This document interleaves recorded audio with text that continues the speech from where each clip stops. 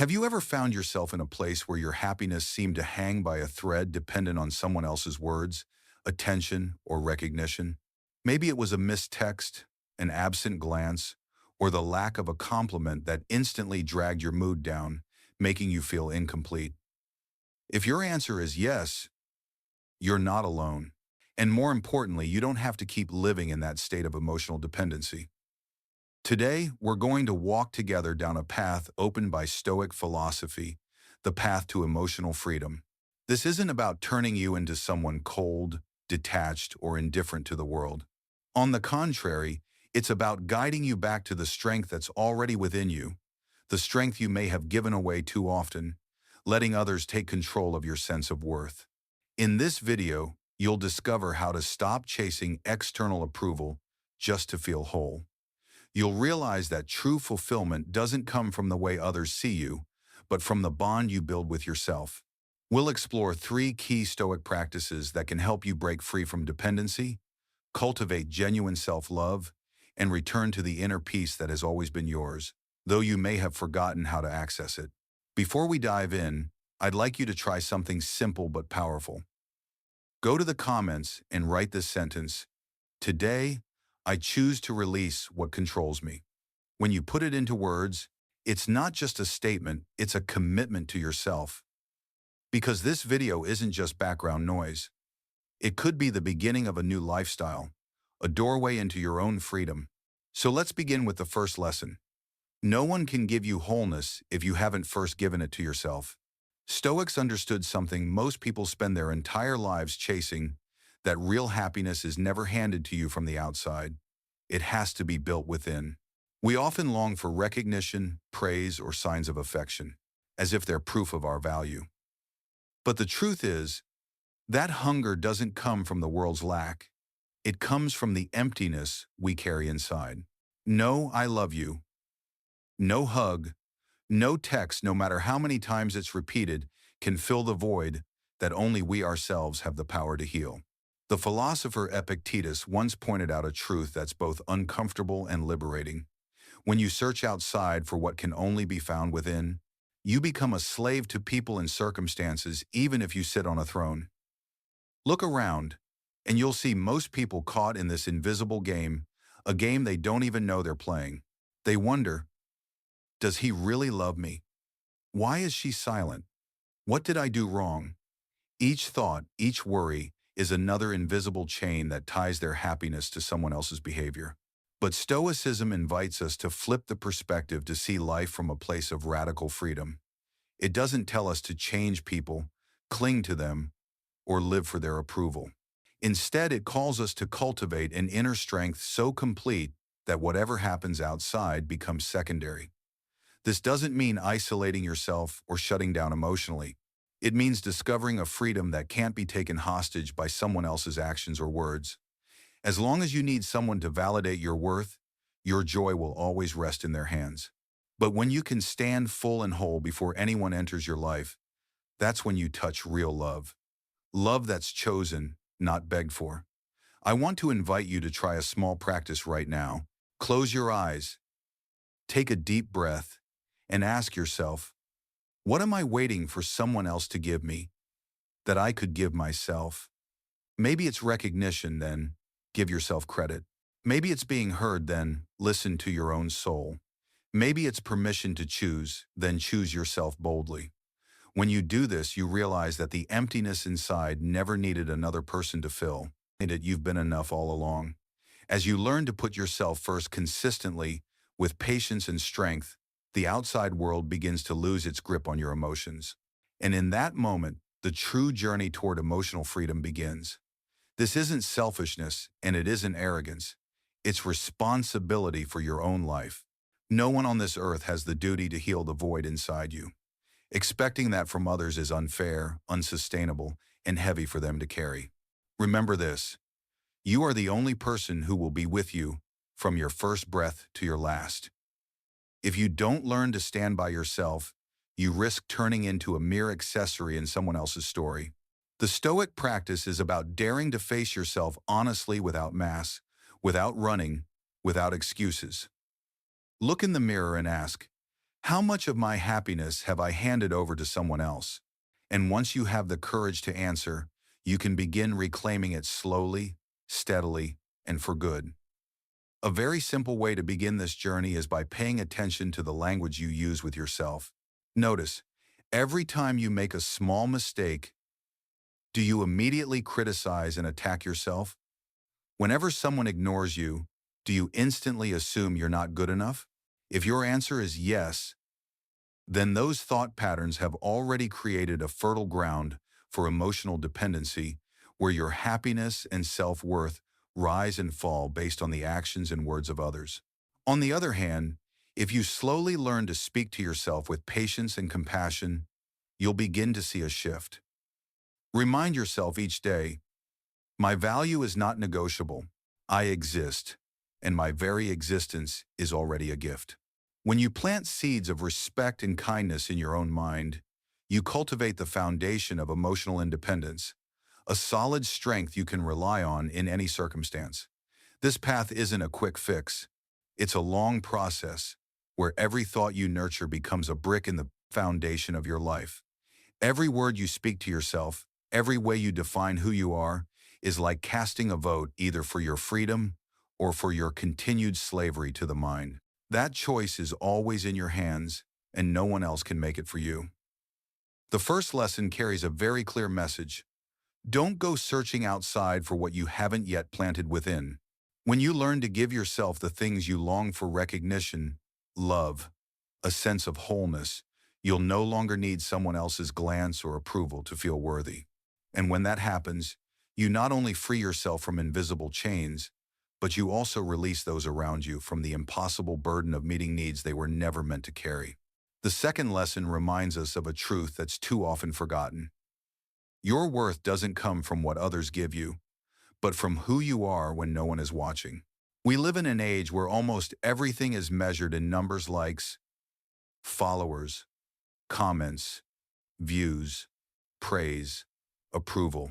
The world convinces us that human value can be defined by how others look at us or by the crowd that chooses us. But Stoic philosophy teaches something radically different. There's a deep gap between what you show and who you truly are, between what you receive from the outside and what has always existed within. Marcus Aurelius once wrote that true dignity and worth don't come from others' judgments, but from your ability to live in harmony with reason and virtue.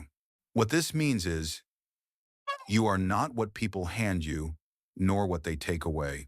Your essence, your worth, cannot be bargained, cannot be measured by the eyes of the world.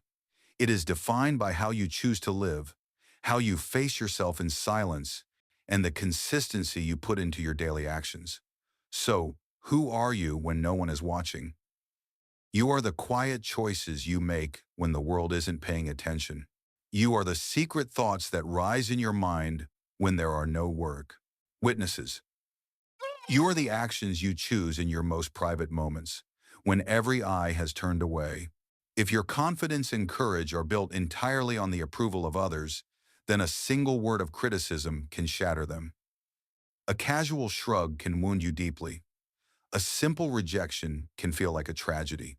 Life then becomes like a boat adrift at sea, tossed about by every wave, each wave being a word of praise or a look of disapproval. But when your courage is nourished from within, when your steadiness no longer depends on outside reactions, you'll feel a lasting strength that no noise can touch. That is spiritual freedom, a form of power no insult or indifference can destroy. This is not easy to achieve. From childhood, we're taught that love must be earned, that approval is a reward, and that respect only comes when we meet certain standards of behavior or appearance. Those beliefs leave many of us growing up in scarcity and insecurity, forever chasing validation from the outside world. Stoicism comes to break those chains. It reminds us that human value already exists within, needing no permission and no validation. Simply by living, thinking, and choosing, you already carry dignity. That worth does not come from anyone's choice, but from your authentic existence. The real problem begins when we forget this truth, when we believe we are not enough unless we are chosen, praised, or loved. That insecurity cannot be healed by chasing more attention. It can only be addressed by awareness, by facing ourselves honestly, and by having the courage to accept the truth. So ask yourself, with honesty, am I relying too much on other people's gaze to define my worth? The answer, if you're brave enough to face it, can open the door to freedom. Every day, how many things do you do just to be noticed, acknowledged, or loved? How many of your actions are driven by fear that if you don't prove your value, you won't be respected? And ask yourself this: what would happen if one day you completely let go of that need? If you no longer chased after praise or approval, who would you be then?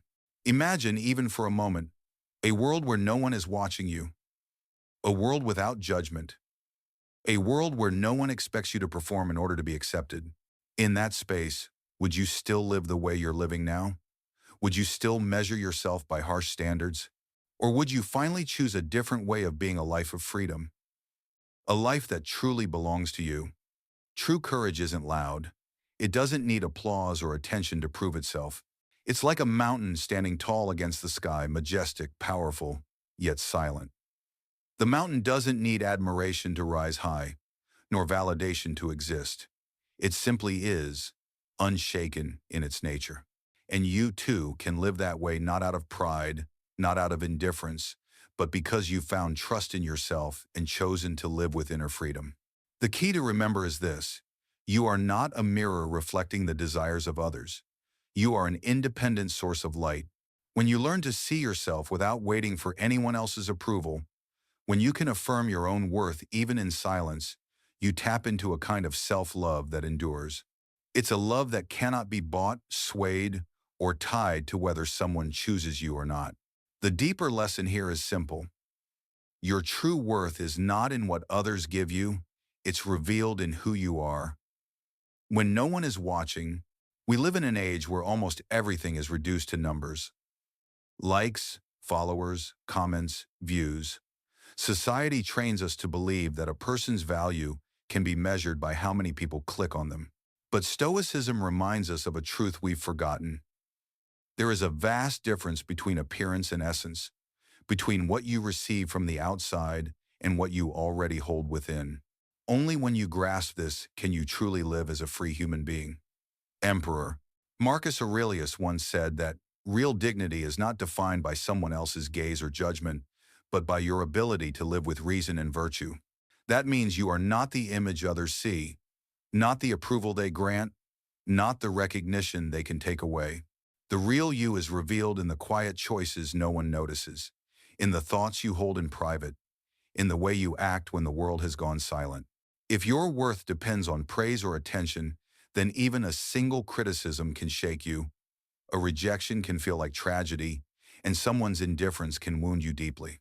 But if your strength comes from within, untied to anyone else's response, you move with a quiet steadiness, an inner power untouched by the noise outside.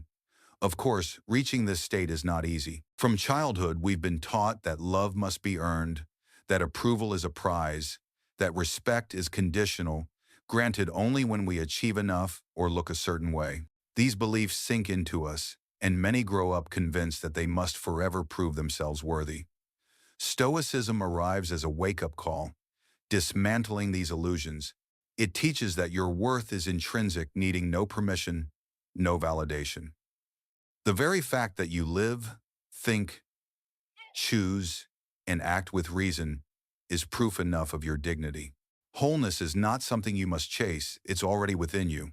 The problem begins when we forget this truth, when we convince ourselves that we are not enough unless we're chosen, acknowledged, or needed by others. That insecurity cannot be healed by seeking more attention. It can only be resolved by self-honesty, by the courage to look inward, and by the willingness to face reality. The most important question you can ask yourself honestly, without filters, is this: if no one praised me, if no one noticed me, if no one chose me, would I still believe I am worthy? Think about your life. How many of the things you do each day are truly born from your own desires, and how many are driven by the hunger to be seen, validated, or loved? How many choices are shaped not by who you are, but by fear that if you don't prove your value, you'll lose the respect of others? And what would happen if one day you let all of that go? Who would you be without the need to impress? Imagine, even for a moment, a world where no one is watching, no one is judging, no one is expecting anything of you. In that silence, would you still be doing what you're doing now? Would you still speak to yourself in the same way? Would you still live by the same patterns? Or would you finally choose a life that feels truly your own? Authentic courage doesn't need to announce itself. It's like a mountain, timeless and unmoved. A mountain doesn't rise because of applause, it rises because that's what it was made to do. And you too can live like that. Not out of vanity, not out of coldness, but from a quiet conviction in your inherent worth and from a longing for real freedom. Remember this: you are not a reflection of others' desires. You are not the echo of their approval or their gaze. You are your own source of light. When you learn to acknowledge yourself without waiting for anyone else, when you dare to affirm your own worth, even in silence, you discover a form of self-love that nothing can shake. It is a love that cannot be bargained with, cannot be chained, cannot be taken away by the world's recognition or rejection. It is the deepest freedom you already hold, waiting only for you to step out of the shadows of comparison and reclaim the light that was always yours. Lesson 3. Understand the difference between love and attachment. What we often call love is, more often than not, rooted in fear rather than pure affection. One of humanity's most common misconceptions is this: the more we feel we cannot live without someone, the more dependent we become on them, the deeper we believe our love must be. But that idea is nothing more than an emotional trap disguised as romance. From a Stoic perspective, anything born of fear cannot be considered virtuous. An attachment, though it may look like love on the surface, actually grows from fear. Fear of loss, fear of loneliness, fear of emptiness. True love is not possession. It is not control. It is not dependency. Love, through the lens of Stoicism, is wishing good for another person in freedom. It is showing up fully without needing to own them. It is giving without conditions. When love is mixed with fear, it ceases to be love and becomes emotional enslavement. Instead of seeing the other as a free human being, we turn them into a lifeline, the one anchor we cling to against our own insecurities. Every sign of distance then feels like a threat. Silence becomes unbearable. Indifference feels like betrayal, and even the possibility of loss sends us into despair. Epictetus once said, "Never say, 'I have lost this.' Say instead, 'I have returned it.' For in truth, nothing is truly ours. Not people, not circumstances, not even our happiest moments. Everything stays with us for a time, and then it leaves." The sooner we accept this truth, the sooner we are freed from suffering. Attachment arises when we try to hold on to what is, by nature, always changing. The harder we cling, the more tension, anxiety, and conflict we create. Wanting someone to stay when they no longer wish to isn't love, it's resistance to reality. Wishing that nothing ever changes is not safety, it is futile opposition to the law of the universe. Real love doesn't need chains to survive. It is like a cool breeze. You can feel it, you can cherish it, but you cannot trap it in your hand. Once you understand and accept this, you learn how to love in freedom, not in fear. Lesson 4. Let go of resistance and learn to be alone. Resisting change is creating an endless source of suffering. Life is a river always flowing, never still, yet we cling to the familiar, believing it is our only safety. In truth, the more tightly we hold, the more we bind ourselves to anxiety. Practicing detachment does not mean you stop loving or become cold. It simply means learning to love without fear, to be connected without control, to walk beside someone without turning them into your possession. It is the ability to look at another and say, "I cherish you. I choose you, but I do not need you to belong to me for me to feel whole. If you leave, I will grieve, I may weep, but I will not lose myself." I have learned how to be with myself, and I no longer beg for love as proof of my worth. When you reach that state, love is no longer dependency, it becomes an act of freedom. Relationships are no longer built on unspoken contracts of need, but on conscious choice. Two souls walking together, not because they fear solitude, but because they genuinely wish to share the road. Attachment, if you examine it closely, is simply another name for fear. Fear of loss, fear of emptiness, fear of being abandoned. And that fear can only be overcome with truth and practice. Learn to let go without bitterness. Learn to say goodbye without anger. Learn to keep walking without feeling hollow. The more you release, the lighter your steps become. Those who know how to let go move with grace, and the lighter they walk, the farther they can go. From here comes the next lesson. Solitude is not the absence of love. It is the opportunity to return to yourself. The fear of loneliness is one of humanity's most common fears. We fear the quiet of an empty house. We fear checking our phones and seeing no messages. We fear that without someone by our side, we will vanish and no longer matter. But this fear is only an illusion of the mind. Being alone is not the problem. The real problem is this. When we are alone, we don't know what to do with our own presence. Loneliness can be a prison, but it can also be a temple. It can feel like punishment, or it can become a sanctuary for healing. It all depends on how we approach it. If we fill silence with complaints and regret, solitude becomes torment. But if we use it to listen inwardly, to be fully present, it becomes medicine for the soul. The Stoics understood this well. They spent much time in silence and reflection. Marcus Aurelius wrote his meditations not for an audience, but as a dialogue with himself to order his thoughts, to return to his inner center. And in those moments, he found freedom. Epictetus emphasized that the truly free person is the one who can sit with themselves without needing to escape or hide. For the one who cannot bear their own presence is, in truth, turning away from their own life. Yet in modern society, solitude is labeled a failure, a flaw. We're told, if you live alone, you're not good enough. If you lack a partner, you're incomplete. If your calendar isn't full of social gatherings, you're less valuable. But these are false rules designed to feed fear. In reality, solitude is not a fall from grace. It is a natural, necessary state.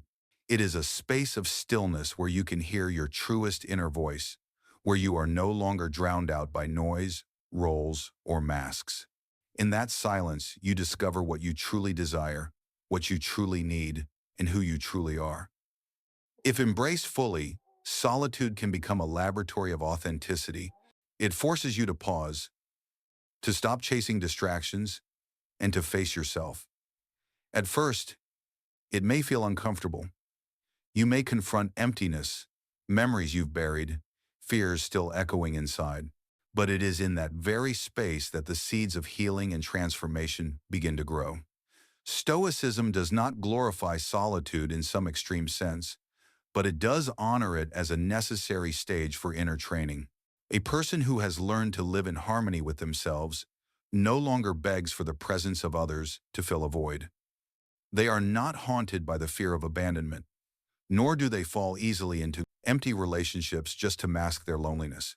A genuine encounter with the world begins the moment you stop fearing silence, when you set aside the noise outside and dare to pay attention to your breath, the beat of your heart, and the raw, unfiltered stream of your thoughts. That inner voice, over time, becomes a trustworthy guide. So the next time loneliness washes over you, resist the urge to run straight to social media, to message someone, or to bury yourself in shallow distractions. Sit still. Listen inwardly. Ask yourself, what part of me longs to be acknowledged? What piece of me have I been avoiding all along? When you can answer these questions honestly, solitude is no longer a prison, but a doorway into the deepest transformation of your life. Once you learn to be fully present with yourself, the presence of others is no longer a requirement for feeling whole. At that point, companionship is no longer a desperate need. It becomes a gift. Something to be cherished, yes, but not clung to. The next lesson, one echoed by many philosophers and spiritually awake individuals, is this. You don't have to become a flawless ideal in order to deserve love or respect. What truly matters is not perfection, but integrity, consistency between your words, your actions, and your values.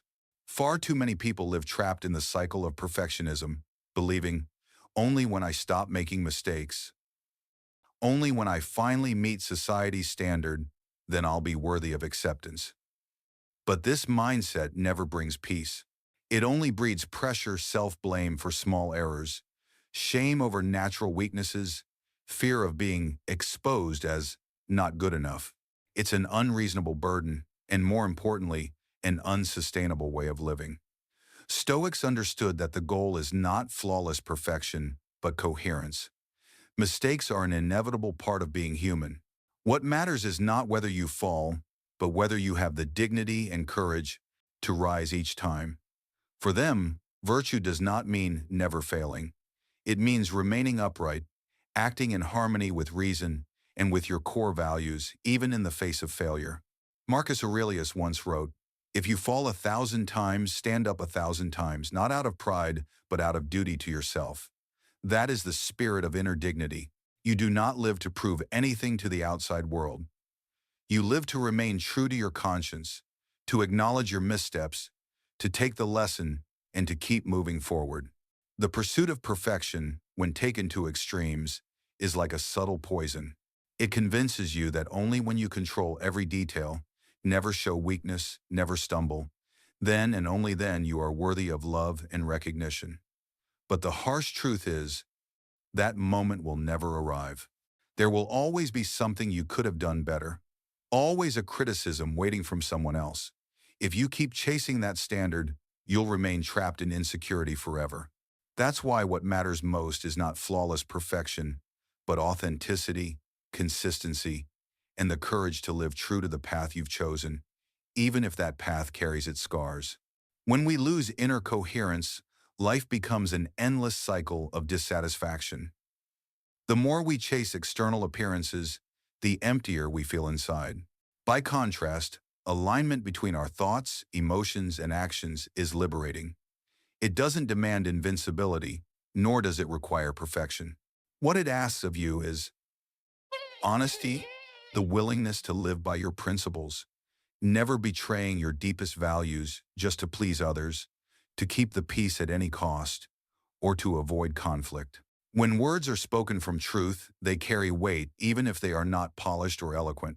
When your actions spring from conviction, even mistakes become valuable lessons, because within them lies the seed of sincerity, the will to learn, and the humility to grow. You no longer need to prove your worth or beg for the world's approval. All you need is to keep walking with dignity, knowing each step is your conscious choice, and that the road you're on reflects your true self. The miracle is this: the deepest respect does not come from praise, admiration, or the world's applause, but from inner peace the moment you look into the mirror and realize that, despite your flaws, you have remained faithful to yourself. The next lesson is this: you cannot control another person's emotions, but you can absolutely choose how you interpret their actions. Most of the pain in relationships comes from the illusion that we hold power over someone else's heart, that they should love us, should understand us, should value us. And when they don't meet those expectations, we see it as an insult, a betrayal, or an unforgivable injustice. Stoic philosophy reminds us to release that illusion and return to what we can control, our own center. Epictetus once said, "It is not what happens to us that disturbs us, but how we interpret what happens." It's the choice of perspective that shapes our emotions, not our ability to command someone else's heart, something impossible to begin with. What truly matters is not what someone says or does, but the meaning you assign to it. A silence can be taken as indifference or simply as someone being busy. A criticism can be interpreted as hatred or just as a reflection of their own stress and frustration. The gap between these two interpretations can alter your entire experience. One path leads to suffering and self-destruction. the other to lightness and release. However, in order to choose an interpretation that nourishes the soul instead of wounding it, you must first train your mind. Our automatic reactions often burst out in anger, pulling us into defensiveness or casting ourselves as victims. And this is exactly what Stoic philosophy urges us to rise above. The truth is, the world does not revolve around you. People don't always act because of you. They act out of their own stories, wounds, and journeys. You cannot force someone to love you, to be loyal, or to always treat you fairly. But you can decide how you will see things, how you will respond, and what meaning you will take from any situation. This is the highest form of freedom the Stoics sought to protect, the freedom to choose your response and interpretation in the face of what you cannot control. This does not mean excusing wrongdoing or accepting injustice. It simply means refusing to be a puppet pulled by someone else's emotions. When you can pause and ask yourself, what story will I choose to tell myself about this? In that very moment, you reclaim your power, and that power is strength. The strength that doesn't shatter every time someone leaves you. The strength that doesn't turn into hatred when you fail. The strength that doesn't lose its way just because life doesn't follow your plans. Change the interpretation, and you change the experience. Change the experience, and your entire life begins to shift. Lesson 7. You are not abandoned. You are learning to return to yourself. When you begin to set clear boundaries, when you stop trying to please everyone, and when you finally decide to prioritize yourself instead of constantly bending to others, it may feel like the world is turning its back on you. Some friends may call less often, some may accuse you of changing, and some relationships may grow distant or fade away. The fear of being left alone can creep in and shake you. But remember, this fear is usually an illusion. The truth is, you're not really losing anyone. You're letting go of relationships that were never truly genuine to begin with. You are no longer draining your energy on superficial connections or empty gatherings, meant only to keep the peace while exhausting your soul inside. Instead of seeing this as loss, view it as purification. You are clearing space in your spirit for what truly belongs to you. The Stoics understood this well. Living honestly with yourself sometimes comes at the cost of temporary isolation. When you choose to live without masks, without pretending, without lowering yourself just to please others, it's only natural that some people drift away. Not because you are wrong, but because you no longer play the role in the script they are familiar with. And that is perfectly fine. You don't need to stay around people who only accept you when you sacrifice yourself. You don't need to cling to a group that values you only when you stay silent and endure. And you certainly don't need to maintain relationships that rob you of your peace. Sometimes, the departure of others is the clearest sign that you have finally dared to say no, dared to show your true self, and dared to honor your own limits, energy, and happiness. The loneliness that arises in this stage is not punishment, it is the necessary silence that prepares you for the arrival of new people, new experiences, and new relationships that resonate with your true self. To reach that stage, you must have the courage to walk through the desert of emptiness, resisting the urge to run back to the old out of fear, and instead move forward with resolve. And within that temporary emptiness, you gradually discover you are not truly alone. You are learning to become yourself, more whole and stronger than ever before. Marcus Aurelius once emphasized, the more you value and care for your own soul, the less you'll depend on the crowd. This is not just a quote, but a profound reminder. The path back to the self has never been crowded or noisy. Often, it is lonely, quiet, and can even feel like separation from the rest of the world. But the reward is immense, for on that path, you begin to realize that what you truly need is not the number of friends you have, nor the acceptance of society, but the peace and honesty you hold with yourself. So when loneliness comes knocking, ask yourself, am I really losing someone important? Or am I finally finding my way back to who I truly am? Lesson 8. You came into this world to live your life, not to fulfill other people's expectations. From the time we are children, society plants molds into our minds how we should behave, which path of study we should choose, what success is supposed to look like, what is worth desiring, and what counts as right or acceptable. Slowly, we grow up believing that love, recognition, and even our self-worth can only be earned if we fit those molds. And if we don't, if we refuse to squeeze ourselves into that frame, we feel inferior, like failures, or even burdens to others. But here's a truth hard to accept, yet profoundly liberating. You were not born to follow anyone else's script. You don't exist to live out another person's dream, to constantly appease the crowd, or to dissolve yourself into lifeless standards. You are here to live a life of your own, to discover who you truly are when the noise around you fades, to honor the values that live within you, even if that means disappointing some people along the way. Stoic philosophy reminds us again and again, true virtue does not lie in what others think, but in the choices of our own soul. What matters is not living according to society's expectations, but according to the guidance of reason and conscience. Marcus Aurelius put it simply, yet sharply. Act in accordance with logos with reason, not with the applause of the crowd. For applause fades, but your conscience stays with you for life. Knowingly or not, live trapped in an invisible cage called how others see me. We push ourselves through jobs we don't love, cling to relationships that have long run dry, or maintain lifestyles that don't reflect who we really are, all because we fear ridicule, judgment, rejection, and disapproval. From the outside, such a life may appear calm, even stable, but inside, it is a prison built from the iron bars of fear. To live true to yourself requires a particular kind of courage, not the loud, boastful kind, but the quiet strength to make choices that others may not understand. It is the courage to say no when everyone expects you to nod along. It is the boldness to step outside the molds that family or society may have handed down to you. Above all, this courage does not come from arrogance, but from loyalty to yourself, a deep reverence for the one life you've been given. When you let go of the need to please everyone, you begin to touch a new level of peace. You no longer chase after the anxious question, will they accept me?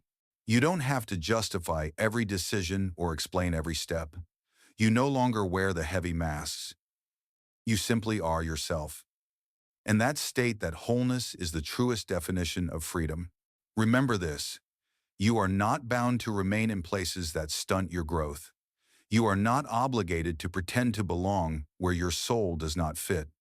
You don't need to exhaust yourself for half-hearted love. Your life is not a performance that requires someone else's permission to step onto the stage. The truth within you needs no apology. Every time you choose authenticity over the crowd's expectations, you take one more step toward the life that was always meant to be yours. Lesson 9. You are not responsible for other people's emotions. Your responsibility lies only in the purity of your own intentions and actions. In the search for healthy relationships and a clear conscience, many people unknowingly carry a burden that was never theirs to bear. They confuse empathy with excessive self-sacrifice. They believe that if someone feels sad, angry, or decides to walk away, then they must have done something wrong. If someone feels hurt, they see themselves as failures. But that is a dangerous illusion, because living that way only breeds endless guilt and invisible chains. The Stoics understood this well. You can control your own intentions and attitude, but you cannot control how others interpret you or how they feel. Letting go of responsibility that was never yours, that is true liberation. You will never have power over someone else's emotions, no matter how hard you try. The only thing you truly command is your inner world, your thoughts, your reactions, your choices in each moment. You can act with kindness, sincerity, fairness, and compassion. And yet, even then, another person may misinterpret your actions because they see you not only through the lens of the present moment, but also through their old wounds, their past experiences, and their personal beliefs. That is something you cannot replace, nor can you heal it on their behalf. Epictetus once emphasized, our responsibility extends only as far as our own actions, not to how others choose to interpret or react to them. You can speak with clarity and respect, act from a place of love, and still, someone might take offense, choose to leave, or attempt to make you carry their emotional baggage. That does not define who you are. This doesn't mean we are free to live carelessly, selfishly, or without regard for consequences. On the contrary, it is a principle of integrity. Do what is right, keep your intentions pure, and then release what does not belong to you. It reminds us to stop spinning in guilt and stop twisting our truth just to avoid making someone uncomfortable. Ask yourself, how many times have you swallowed your honest words just to avoid hurting someone's feelings? How many times have you nodded yes while your heart was screaming no?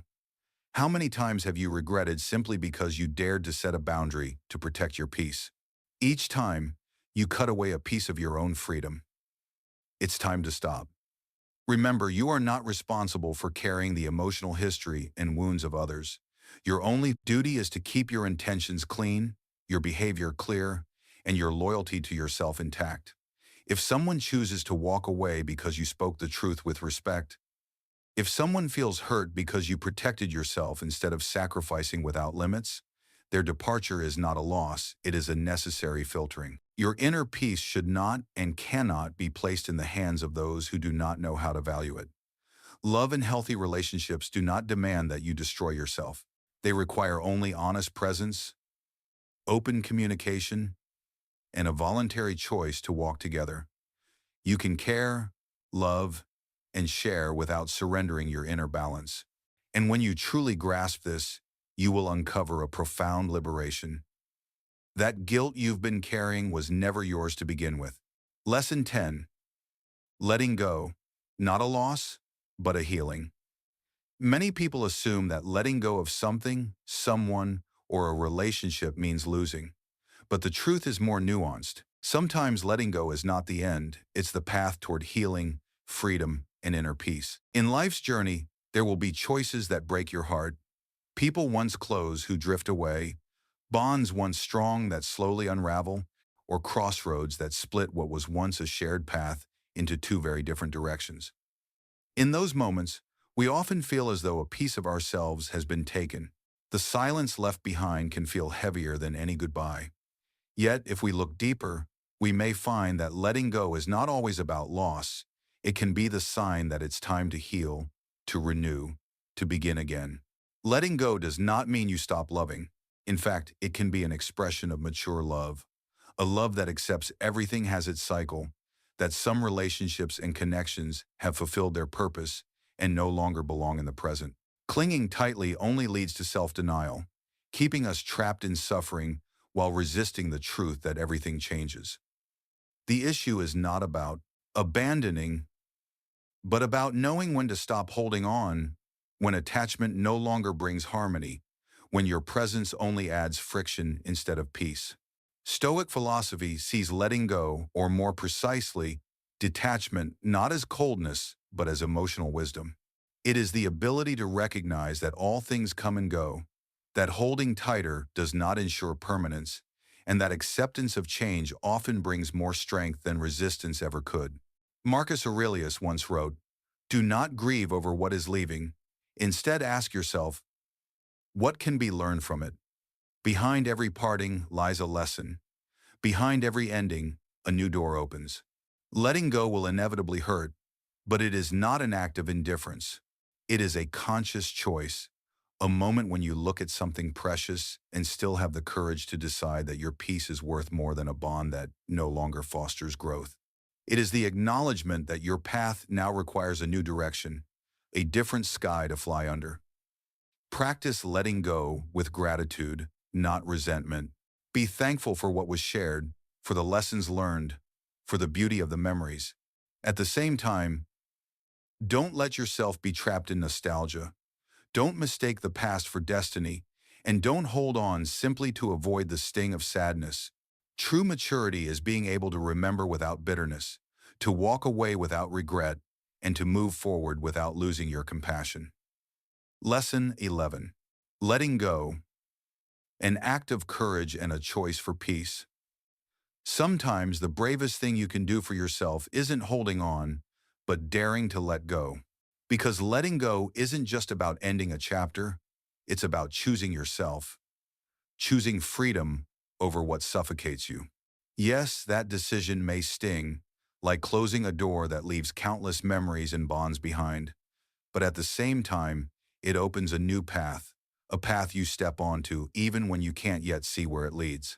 Letting go requires faith, faith that you, to deserve peace, faith that even without a clear answer, you're still moving in the right direction. And one day, when true calm finally settles within you, you'll look back and realize, letting go wasn't failure at all. It was the very first step toward returning to yourself, toward loving yourself more deeply. True peace should never depend on whether others understand you. One of the greatest sources of inner conflict is the craving to be fully understood. We long for others to see our wounds, to grasp the reasons behind our actions, to touch the silence we carry. And when that doesn't happen, we feel dismissed, invisible, even denied. But imagine if you learned to let go of that need. If you could remain steady even when no one else understood you, how vast would your freedom feel? The desire to be understood is natural, but it's also a subtle trap. Because in chasing it, we often begin to reshape ourselves to meet other people's expectations. We explain too much, justify our feelings, sometimes even ask for permission just to live in our own truth. And each time we do, we give away a little more of our inner strength. The Stoics understood this long ago. They knew virtue doesn't need applause. Integrity doesn't require explanation. If your decisions arise from a clear conscience, from self-respect, and from sincere intent, that alone gives them value even if no one else sees it. You weren't put here to please or convince the world. You're here to live a life that is consistent, honest, and at peace with itself. Because in the end, peace doesn't live in the eyes of others, it lives in your choices. The choice to be real, to be upright, to live unbound by expectation or judgment. Marcus Aurelius reminded us that true calm comes from inner harmony, from a steady order within the soul. That balance is easily disturbed when we live by how others see us. Their judgments aren't objective truths, they're projections of their own limits, fears, and biases. Some will call you selfish for setting boundaries. Some will say you've changed simply because you no longer bend to their will. Some will accuse you of being cold because you refuse to allow exploitation. But none of these labels reflect who you truly are. They reflect only what others wish to hold on to, their struggle with dependency, control, and incomplete notions of love. So why exhaust yourself in endless explanations? Why fight for recognition when you already carry your own light without needing any mirror to reflect it back? Remember, time and truth will always reveal what others cannot yet see. Your only task is to stay true to yourself, not to win arguments, not to persuade, not to beg for approval, but to remain loyal to your essence. And if you must speak, let your voice rise from stillness. Not to defend, but to express. Not to seek agreement, but to clarify. Not to change minds, but to remain faithful to your own. Others may never understand why you need solitude, why you chose healing, why you had to change or walk away. Their lack of understanding doesn't mean you were wrong. It simply means they haven't lived your experience. Not everyone stands at the same depth of awareness. Not everyone is ready to see what you can no longer ignore. Learning to accept that not everyone will understand you, that is a sign of maturity. Not because you've given up, but because you no longer need outside validation to walk with confidence. You know that those who truly wish to know you will approach with patience, respect, and a willingness to listen. Those who only want to judge will always rush to place you in the box of their own bias. So being misunderstood does not mean you're wrong, and being understood doesn't guarantee you're entirely right. The truest compass lies within you, and when you learn to trust it, your peace will never again be imprisoned in someone else's gaze or in anyone's approval. Lesson 12. Emotional freedom doesn't come from life going the way you expect. One of the greatest barriers to peace is expectation. In our minds, we often sketch an ideal picture of how life should unfold, how people should behave, how love should progress, how careers should succeed according to plan, how the world should reward our efforts with fairness. But reality doesn't follow our blueprint, and when the gap opens between what is and what should be, disappointment and suffering rush in. This pain doesn't just come from circumstances, it comes from constantly comparing reality to the image we've constructed in our heads. Stoicism makes this clear. Seneca once wrote, "We suffer more often in imagination than in reality." Life may indeed be difficult, but it's our layers of unmet expectations, failed desires, and imagined storylines that double the weight of our suffering. We want someone to change, but they don't. We want a project to succeed, but it falls apart. We want a moment of joy to last, but it slips away. And then we feel a loss. But that loss never truly existed anywhere outside our own minds. Emotional freedom doesn't mean eliminating all desire, nor does it mean living numb. It simply means learning to release the urge to control what has never been within our grasp. It means accepting that you can love deeply and not be loved back, that you can act with kindness and still be misunderstood, that you can plan carefully and still watch the outcome veer off course. And none of that is failure. It is simply the nature of life. The idea of total control is an illusion. We tell ourselves that if we prepare well enough, anticipate every scenario, we can avoid pain. But pain is inseparable from the human journey. The point isn't to run from it, it's to transform it. When pain is seen through the eyes of acceptance, it ceases to be punishment and becomes a teacher, teaching us strength, patience, and maturity. True, freedom begins the moment we stop demanding that the world bend to our will, and instead learn to move with it lightly, mindfully, without attachment. You don't need a perfectly ordered life to find peace. Inner calm isn't a prize reserved for those with favorable circumstances. It's the outcome of the attitude you choose in each moment. Real worth isn't measured by whether the outcome is as beautiful as you envisioned, but by how you respond to what unfolds. Virtue doesn't reveal itself in effortless success, but in the way you rise from disappointment, in the way you keep walking through hardship without losing your dignity. Serenity isn't a destination waiting at the end of perfection, it's a direction you choose, even while chaos swirls around you. Picture life as a vast river. You hold the oar, but you don't control the current. Some days the water is calm, others it rages. Sometimes the sun shines, sometimes storms crash in without warning. If every change of current sends you into panic, you'll be trapped in an endless cycle of exhaustion and grief. But if you learn to row with flexibility, without demanding the river flow your way, you'll discover how to keep moving in quiet strength, even when the waves rise against you. The key isn't abandoning effort, but abandoning the obsession with control.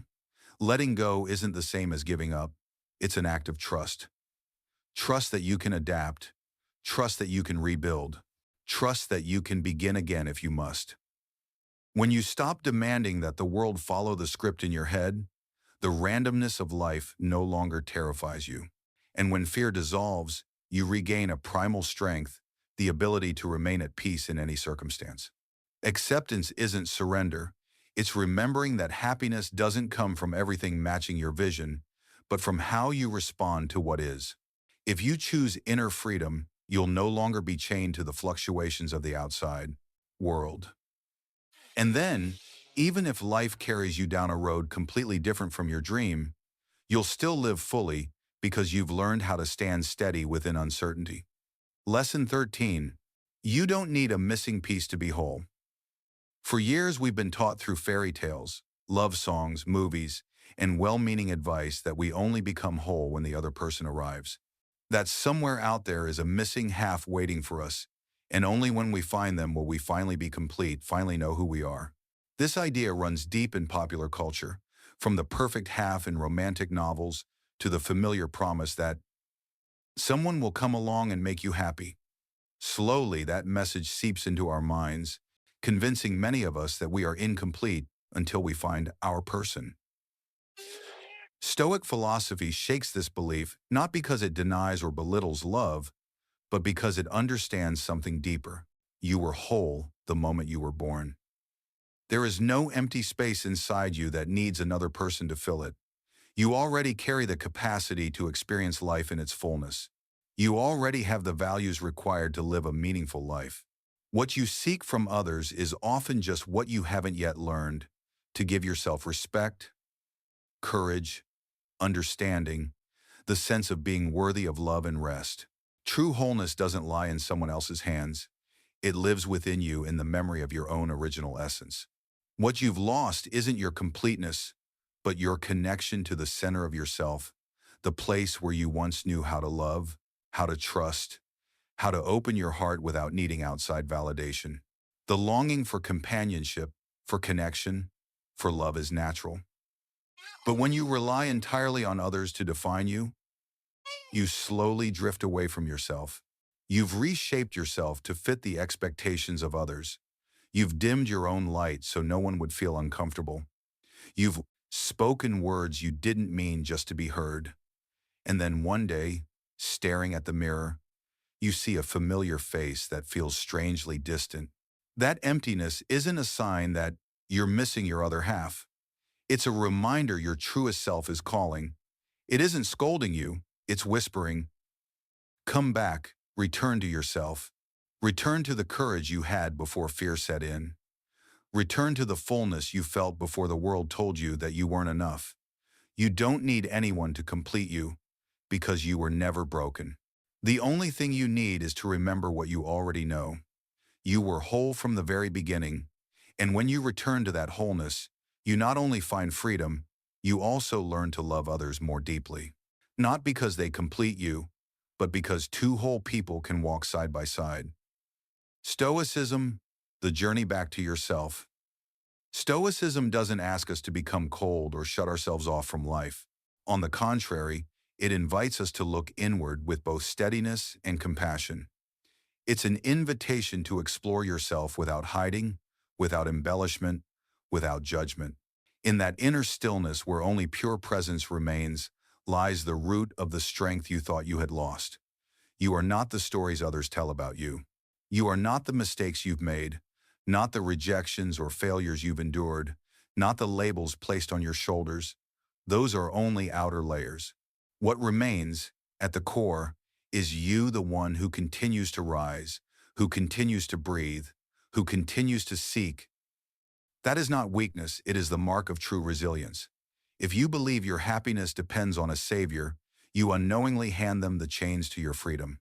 For someone who arrives to rescue you often, even without intending to, sets conditions on your liberty.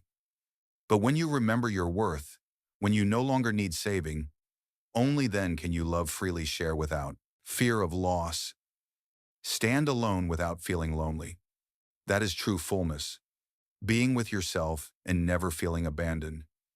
Do you want to know if you truly love yourself? Pay attention to how you treat yourself in those moments when no one notices, no one chooses you, no one is looking for you. If in those times you can still hold your calm, your dignity, and a deep inner connection, that's a sign you're slowly returning to your true self. The point isn't about rejecting others out of arrogance, but about having the ability to be with someone without losing yourself, to receive love without making it a condition for your existence, to walk alongside another person without ever letting go of your own hand. Emotional independence is not coldness nor indifference. It's a mark of maturity, an understanding that everything that comes into your life is a gift, not a demand. In that place, you can open your heart without needing to close it again. You can give without draining yourself dry, and you can love without making yourself small. That kind of freedom doesn't just appear, it's cultivated day by day. It lives in the choices you make, the words you speak in honor, the silences you create to truly listen, the wounds you're willing to release, and the empty spaces you no longer rush to fill at any cost. Each of those small acts is a brick in the foundation of living authentically with yourself.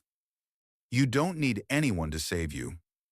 You are already here whole, complete, enough, in this very moment.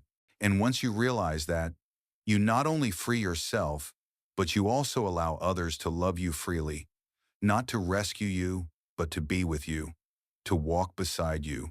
You've already traveled the longest road, The journey back to yourself. You've stood tall through trials that nearly broke you. You've stared fear in the eye, faced the shadows within, and courageously opened the door to discover who you are. You've learned to accept the scars, the flaws, the parts you once tried to hide. And now, the task isn't to keep searching outward, but to hold on to yourself, to remember yourself, to choose yourself not as an obligation, but as the deepest act of love you could ever give. One day, you'll know not through logic or explanation, but from the depths of your soul that you were whole from the very beginning. From that moment on, no circumstance, no person will ever make you believe again that you are lacking or unworthy.